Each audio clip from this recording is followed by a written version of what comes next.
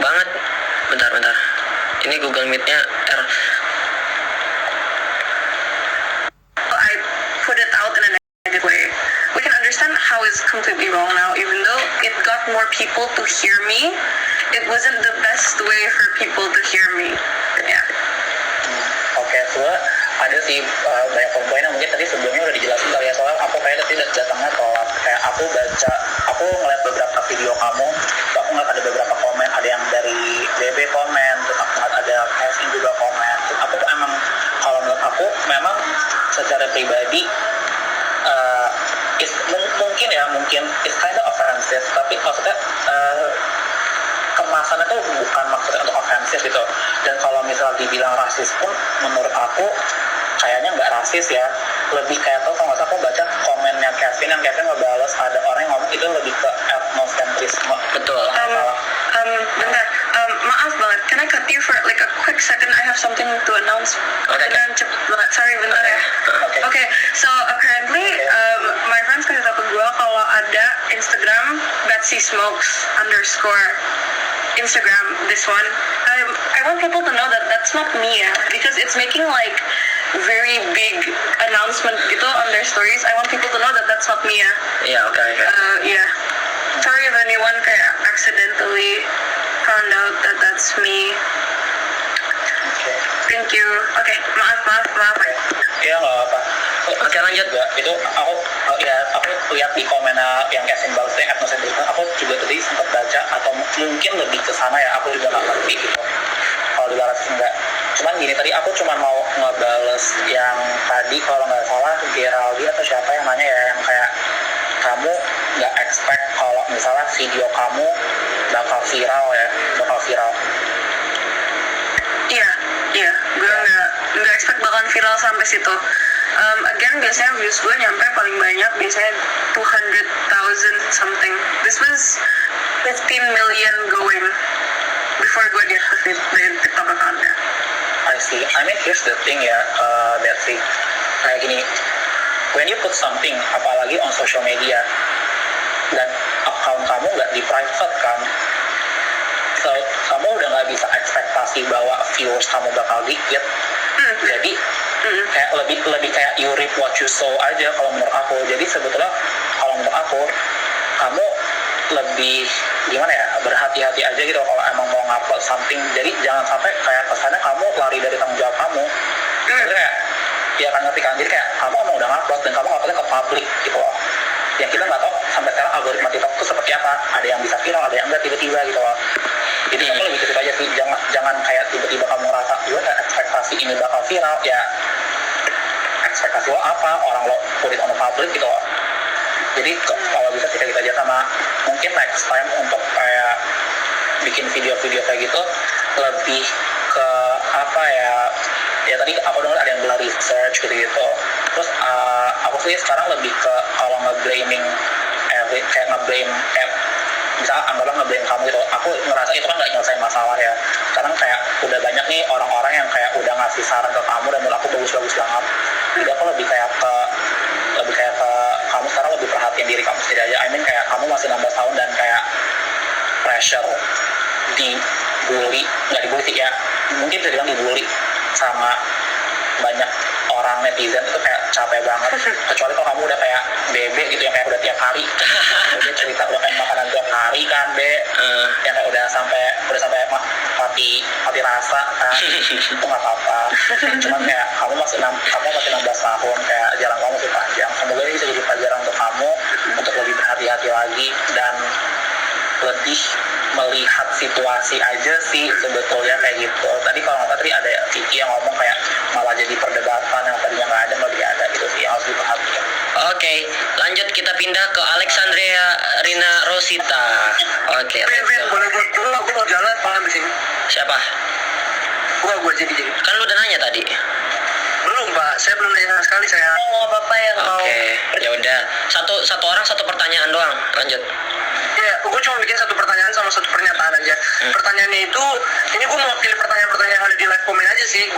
Berarti lu mengakui kalau dari awal lu sebenarnya salah atau mengalami blunder itu sendiri, karena lu nggak tahu ada sisi lain dan dari jokes ini lu nggak tahu kalau ini bentuknya jokes, jadi lu mengakui itu, dan pernyataannya adalah kan lu bilang lu merasa tidak diterima di Indonesia, dan menurut gua sebagai gua seperempat dari gua itu Chinese karena nenek gua, dan gua bisa menyatakan bahwa seluruh Hindu di Indonesia itu bisa diterima, dan Indonesia sangat menerima orang Chinese di luar sana.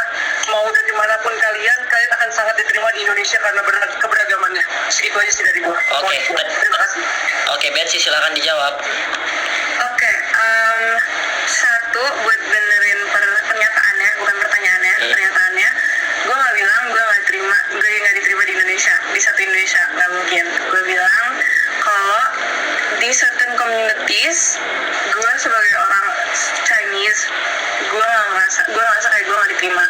And also gue ngerasa kayak the normalization of these jokes membuatnya semakin seperti kayak oh ya udah aja gitu, ada aja, and that made me feel like oh gue ada di sini ya, tapi gue masih harus ngerasain semua jokes ini yang membuat gue uncomfortable, tapi kalau gue ngomong malah nggak ada yang bakalan ngomong balik, malah bakalan di laugh it off aja kayak baper banget sih gitu. Kalau untuk menjawab pertanyaan, gue bukan nggak tahu kalau video itu jokes, gue nggak tahu kalau ada sisi lain dari trennya yang membuatnya sebagai jokes. Gue tau banget kalau itu video tersebut ditujukan sebagai jokes. Gue nggak tahu aja kalau ada sisi lain dari trennya yang emang joke kayak gitu. Berarti karena lu nggak tahu, lu mengakui kesalahan. I mean like lu ada part salah, bukan berarti lu. Gue setuju sama konsep kata lu Chinese diskriminasi, gue sangat-sangat setuju. Tapi di part video pertama lu mengakui kesalahan itu. Oh iya. Oke. Thank you Gisa udah dijawab. Oke, sekarang kita ke Alexandrina. Ya, kita lanjut ke Alexandrina Rosita. Silakan, Alex. Oke. Halo Betsy. Sebelumnya aku bukan Indo, jadi aku nggak mau bilang kalau kamu harus atau nggak boleh take offense atas jokes ini. Sebelumnya aku tuh akunnya Like Society di TikTok, dan aku ngomong 2 video tentang colorism. Nah, aku mau tanya, apa yang ada di pikiran kamu sebelum kamu ngomong lo suka kulit gue? Itu, aku pengen tahu aja kamu mikir apa. Oke. Satu gue mau ngomong lagi, bahasa pertama gue bukan bahasa Indonesia, bahasa pertama gue bahasa Inggris. And I learned Indonesian later on in life, sampai kelas 5 gue baru bener-bener bisa full sentence Indonesia tuh bener-bener baru kelas 5.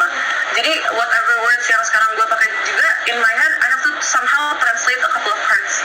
Gue harus translate beberapa bagian kata-kata gue karena my direct thinking tuh nggak dalam bahasa Indonesia, dalam bahasa Inggris, jadi nggak bisa gitu. Oke, jadi my actual words dari itu adalah bahwa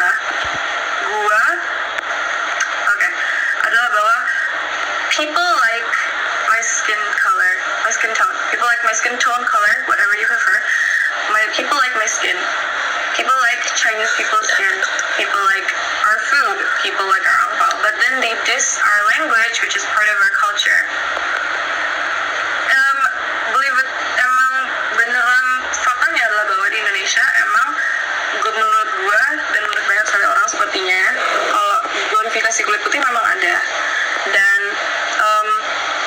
even kayak di tren yang pakai filter yang dari hitam jadi putih itu juga kan, itu sebenarnya mengglorifikasikan kulit putih kan. So there I was just saying how you glorify kulit putih so much, tapi then you slander a part of our culture. Jadi it's bener-bener kayak pemilih gitu loh, kayak misalnya anak kecil kalau lihat satu makanan, terus dia cuma milih ayamnya doang, dia nggak mau sayurnya. Okay, What they want to like, and then they throw away what they don't like. Okay. I see that you're using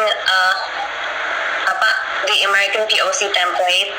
You used to call out white people who treat black skin as an aesthetic, aka blackfishing. Tapi that's not what happening in Indonesia when natives are trying to be white. It's actually because they're a victim of colorism.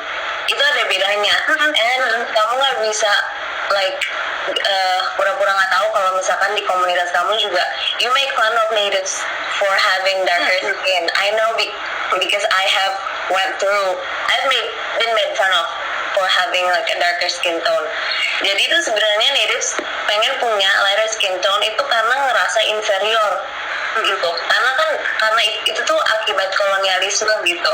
Itu bukan karena itu kita nggak Chinese fishing, that doesn't exist.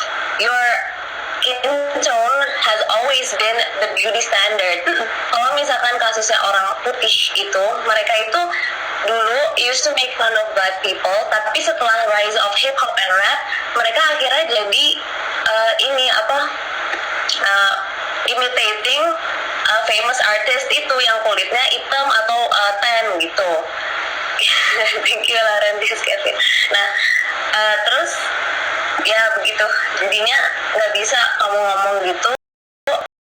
Dan kita tahu sendiri kan audiens yang ngerespon video kamu itu kan nggak semuanya tuh pinter gitu kan, nggak semuanya tahu hal-hal semacam ini. Akhirnya mereka ada yang jawab, oh kan bukan orang Cina doang yang punya kulit putih. Akhirnya mereka jadi ngomong kita mengikuti bule kok, that just makes it worse. Kayak orang-orang yang udah berusaha untuk melawan colorism, itu tuh menurut aku merusak very very harmful untuk kayak dari kemarin ini. Glorifikasi kulit putih itu bukan dari karena kita Chinese fishing, that just doesn't exist. Karena kita emang ngerasa jelek, it came from self hatred gitu ya. Thank you. Udah itu aja sih. Oke, thank you Alex. Lanjut. Can I say something to that? Oke, boleh. I know very well that the framework and the standard beda. Like white Indonesian people want to have a whiter skin, and white people want to have darker skin is like two different frameworks. I know very well. I please do not think that gue nggak tahu that frameworknya or the standard beda. Gue tahu banget framework standardnya beda. Tapi benar-benar maksud gue pas I say lu suka kulit putih gue is that they do like whiter skin, they do, and they want to have it even with the inferiority because it's the standard, but then they just choose to hate the other parts because it doesn't fit what they want it to be gitu. It's just not setara gitu loh. It's nitpicky in the smallest way. It's just nitpicky. Kayak aku aware banget sama yang namanya buat dulu ya teman-teman, tolong ini pakai bahasa Indonesia, gak bisa bahasa Inggris netizennya. Maksudnya banyak yang anti sama orang Cina juga, tapi itu template agak kurang cocok kalau misalkan dimasukin ke narasi ini gitu ya. Menurut aku kamu bisa pakai template itu kalau misalkan orang native, orang pribumi udah mulai operasi monolit, itu baru kan orang pribumi banyak yang make fun of monolit kan. Kalau misalkan tiba-tiba di masa depan orang pribumi itu tiba-tiba pada operasi pengen punya monolit, itu baru mungkin boleh di call out. Sekarang aja mau punya monolit dulu, lu ngebercandain gitu, itu baru lebih cocok. Tapi kalau yang soal lighter skin itu pure kompleks dan kayak nggak cocok banget ditaruh di sini. Oke, lanjut. Gue ingetin lagi ya, buat pertanyaan-pertanyaannya tolong pakai bahasa Indonesia. Pada gak ngerti audiensnya, percuma kita jelasin tapi nggak pakai pin. Boleh, silakan Jidan. On cam lah. Taruh. Oke, ditunggu. Nih Zidan mau ngomong nih. Enggak Pak, ya ngomongnya mau apa sih pakai bahasa Indo, soalnya yang nonton juga belum tentu ngerti bahasa Inggris semuanya. Cuma mau bilang itu doang sih. Nggak ada pertanyaan lagi soalnya banyak yang udah nanya. Jadi bingung. Oke, lanjut. Ada yang mau nanya lagi? Atau yang ngasih statement? Siapa? Mana? Oke, Bebe udah, Pablo belum. Silakan Pablo. Yang belum dulu aja nih kita. Oh ya, halo Betsy, kenalin nama gue Pablo. Jadi gue pengen nanya aja tentang masalah mengglorifikasi. Kenapa lu bisa bilang orang Indonesia tuh yang memuji makanan Chinese itu artinya mengglorifikasi? Kan memuji. Mana mungkin kita makan gitu kecuali nggak enak. Pasti enak kan? Mesti puji. Apakah itu, kenapa itu termasuk mengglorifikasi? I think mungkin if it wasn't clear, gue ngomongnya glorifikasi kulit putih. I don't think I said glorifikasi makanan. Glorifikasi makanan ada, lu ngomong kok. Oh, maaf banget. Oke, kalau gitu sekarang I'll make an apology for that. Gue bener-bener gak maksud glorifikasi makanan. I feel like that makes no sense. Mungkin that was probably part of my blunder. Glorifikasi makanan bener-bener gak masuk akal. Beneran gak ada. Maksud gue emang suka aja sama makanan gitu. Ya itu aja sih. Udah jelas berarti. Oke, lanjut ke Bebe. Tadi yang menanya Bebe apa? Oh, Bayung dulu, Bayung belum. Bayung dulu. Oke. Go Bayung. Halo semua, halo Betsy, I hope you're okay. Jadi di sini aku cuma mau bilang ini yang untuk para netizen, aku udah lihat di live-nya sore Kak Kevin sama Betsy ya tadi sore. Aku cuma mau bilang kita di sini itu mencoba mengerti satu sama lain ya, untuk mendengar perspektif kawan-kawan juga perspektifnya si Betsy. Jangan ada hate gitu. Kita bisa aja tersinggung dengan Betsy, tapi jangan di-hate orangnya sampai-sampai dibilang kayak dumb truck or she's ugly and stuff. No, it's went too far. Jadi jangan digituin gitu. Kita ngelihatnya dari tindakannya aja gitu. Kita kan udah sama-sama dewasa di sini ya. Kita diskusi terus ya, gitu aja sih. Oke. Semangat Betsy. Oke, lanjut. Siapa tadi? Oke, Arsa mau nanya kayaknya. Silakan. Bukan mau nanya sih, lebih ke gimana ya, kasih saran sedikit. Soalnya kayak ini udah terjadi, terjadi itu udah bukan sekali doang, berkali-kali. Kak Kevin juga udah tahu lah ya.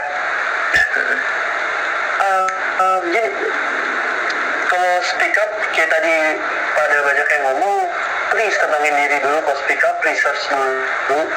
Terus kalau bisa deh, kalau emang kekurangan dalam berbicara gitu, ada yang kurang gitu, kayak misalnya nggak lancar bahasa Indonesia atau apa, gue saranin tulis skrip. Soalnya gue juga pernah pakai vocal family di skrip gara-gara kata-kata gue.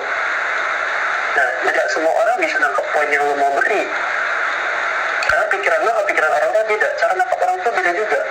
Nah, itu yang pertama. Kedua, tadi lu ngomong video abang itu jadi sarang orang nge-hit dan being racist, ya gak? Lu nyadar gak video lu juga sama persis? Setiap video itu ada pasti pros and cons-nya. Gue bikin video tentang Darjo, tentang rasisme, tentang ras, itu pasti ada yang ketawa, ada yang enggak, ada yang bahkan manfaatin kesempatan itu sebagai menjadi rasis. Bahkan orang yang bikin video good vibes bisa dijadiin hal yang negatif. Jadi lu nggak bisa cuma gara-gara lu lihat comment sectionnya nggak jelas, lu jadi nyerang si content creator. Karena content creator itu tidak bisa bertanggung jawab sama comment section netizen. Lu juga nggak bisa kan, di saat lu bikin video itu, apalagi kalau viewsnya sampai berapa miliar 15 juta viewers videonya. Bisa gak lu kontrol itu semua? Iya. Sampai sekarang video lu di repost aja lu nggak tahu bisa kontrol gak? Nah, exactly. Kayak kita harus kita orang-orang yang mau speak up harus belajar tentang yang namanya etika speaking up di internet sama di real life. Udah itu doang. Oke, lanjut. Oh ya, BTW di sini kita kehadiran Bapak dosen dari UNAIR, ada Bapak Nofri. Pak Nofri, halo Pak Nofri. Dia Pak Nofri baru habis divaksin, teman-teman. Makanya agak nggak terlalu fit. Pak Nofri bisa unmute atau nyalain kamera. Mas ya? Halo Pak. Sorry. Kameranya udah bisa? Aku habis vaksin, rasanya lagi mengalami mutasi genetik kayaknya ini. Agak gimana gitu rasanya. Apa kabar Pak? BTW Pak, sehat? Alhamdulillah. Sehat Pak? Tapi sehat, alhamdulillah. Cuman ya ada kayak demam-demam dikit itu, tapi nggak demam parah. Nah Pak, ini BTW kita cut dulu sebentar ya pembahasan yang tadi, teman-teman. Ini gue pengen ngobrol-ngobrol sama Pak Nofri, mau nanya nih. Pak Nofri, sebenarnya Pak udah tahu yang kasus ini belum sih Pak? Yang si Boba, udah lihat belum? Gimana? Yang kasus yang si Boba sama Sing Futang, tahu nggak Pak? Apa belum dengar? belum lihat aku. Oh, belum lihat. BTW, kita langsung tanya ini aja ya, dari ahli emang di bidang sosial. Pak, saya mau nanya, diskriminasi itu sebenarnya apa sih, Pak? Secara definisi dan contoh diskriminasi dan rasisme dan etnosentrisme gitu ya. Bapak bisa jelaskan mungkin? Banyak banget kayaknya. Ya, Kalian pasti udah membahas banyak banget ya. Udah banyak bahas tentang diskriminasi ras, kemudian apa tadi? Apa tadi? Rasisme, diskriminasi, sama etnosentris. Jadi sebenarnya kalau kita masuk lebih dalam, ini kan terkait dengan, kalau dalam studi ilmu sosial itu kan terkait dengan kekerasan. Jadi bahwa entah itu diskriminasi maupun rasisme itu bentuk kekerasan. Jadi kalau rasisme itu kan mengukur individu-individu lain, capaian-capaian kebudayaannya, capaian peradabannya dari biologis ya, aspek biologis, dan itu kemudian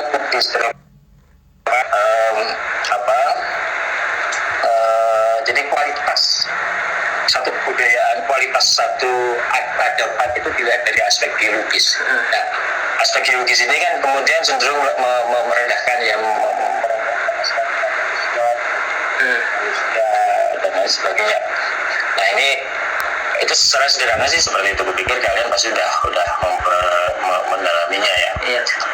Cuman rasisme ini memang menjadi permasalahan yang nggak pernah lepas karena seringkali dipakai secara politis. Jadi dipakai secara politis artinya ada kelompok-kelompok kepentingan tertentu yang secara sengaja menciptakan